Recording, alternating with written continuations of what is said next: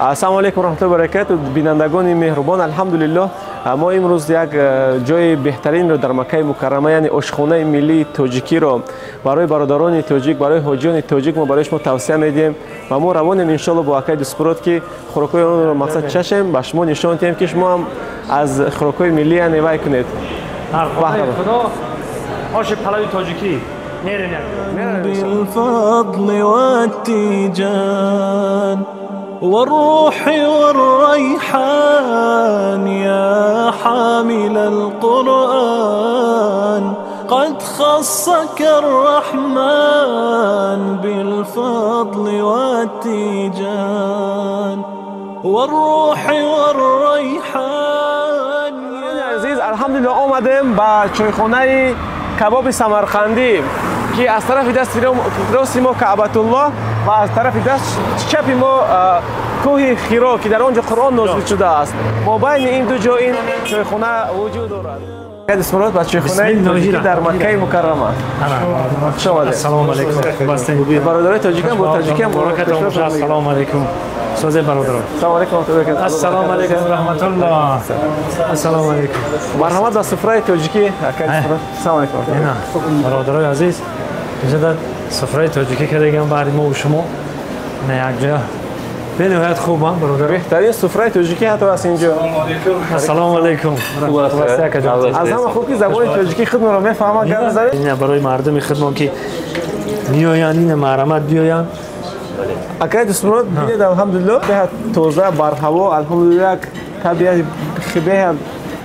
اینجا مقصد که کسایی که میآیند به همین شرکت خودمان میتونن که اینجا بیان. آدرس ها میمونه ان شاء الله بارداره خودمون تو دستگیری میکنیم. اینا دستگیری ما هستن. این باز کیت کم میکنه. باشه بپوشم چی بپوشم متیه؟ چیشون بپوشم متیه که مورم استراموش. این با دینه برادران. خانه آش گرفتن یا شورگو بگیرتن با چی یگان سالات پدر کشون میکنم. با کلی مردمی تاجیکستان چی توصیه میکنم؟ مرحمت بیایید. اینا فکر نکنید که در جای بیگانه آش تاجیکی هست همه چی هست مرحمت کنید. همشون میمونای تاجیکستان قبول کنن. الله. میوه‌های تاجیکی. تربوز. نه دیگه چی میگم؟ از همه خوش تقویش نشستن گیرزانو میگن رو تاجیکی در گیر دسترخوان. یعنی اوه حاجیگی هست. چای نمیخوره اگه اوه میزنی طوری میشه. بهترین. برادران عزیز خیلی که همه میدونیم در مکه مکرمه و مدینه منوره محیط همین تازگی کمتر مشکل است. چایخانه ها مقصد گرم پرسچنگ هستند و الحمدلله مهمانخانه تاجیکانی و برادران ما که سمرقند کباب نام دارد خیلی تازه آزاده بر هوا آینه های مقصد پانورام گفتی گپا بهد یک سه زال دارند که الحمدلله از دسترخوان تاجیکی با مقصد استال های معاصرند و اینچنین خوراک های بهد زیاد دارند الحمدلله.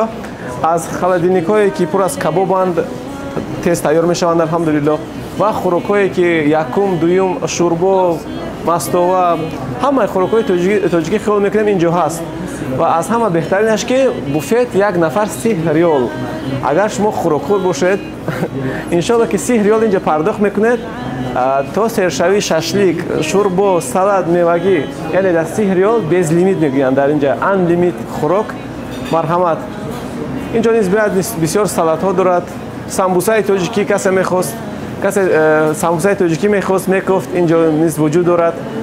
بعد از تمام خوردن که بقوت سیر شدیم انا این ساک هایی که خیلی لذیذ و برای هضم خوراک هستند الحمدلله اینجا نیز بیز لیمیت الحمدلله.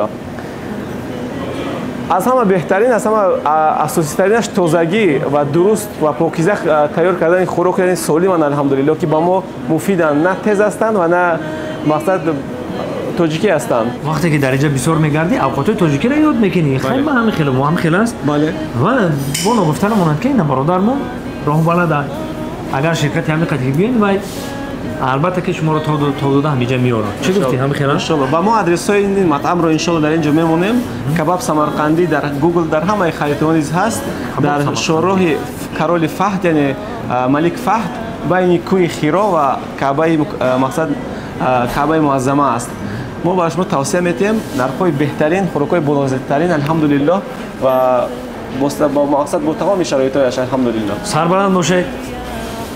کبابی سمرقندی سیخ کبابی سمرقندی معلومات اغفر جميع ذنوبي